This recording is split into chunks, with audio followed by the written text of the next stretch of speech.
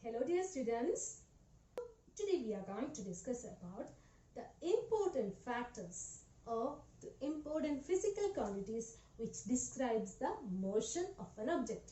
We have discussed all, we are just recollecting it. So what are the important physical quantities which describes the motion of an object? The first one is distance traveled. Distance traveled. Or if the object is moving in a straight line, we can say that it is the displacement of an object. Displacement. And it is denoted by S. So that is the first one we have learned. And what is the second one? Second one we have learned is, second physical quantity we have learned is velocity. And in velocity, we have learned the initial velocity and the final velocity. So we can write both. That is initial velocity,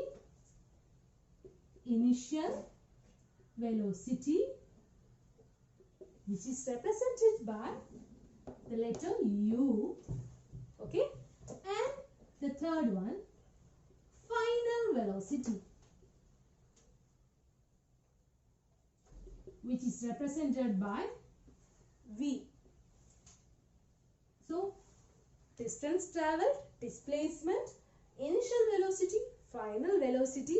Then we have discussed about acceleration.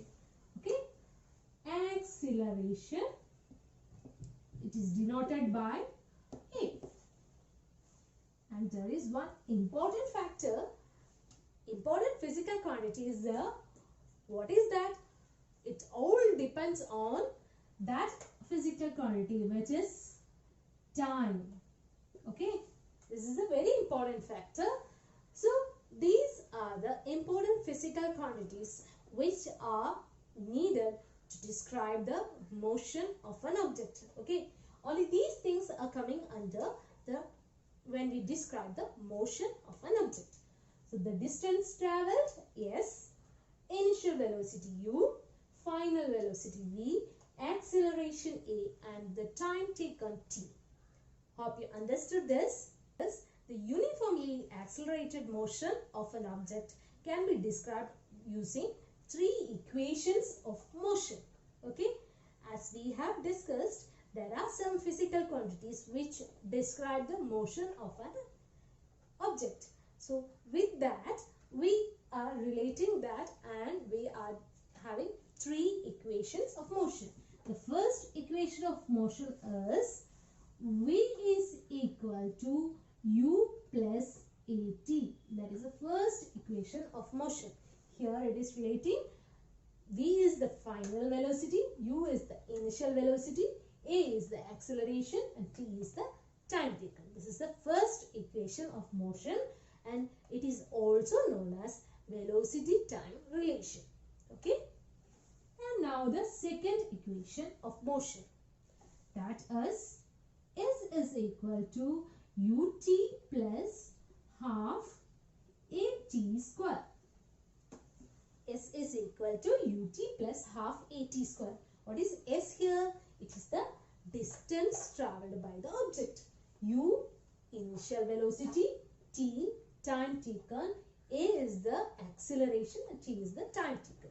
So this is the position time relation. So this second equation of motion is a position time relation because it's relating the distance moved by an object. Distance moved by an object is the change in position of an object with respect to time. So we can call this as position time relation.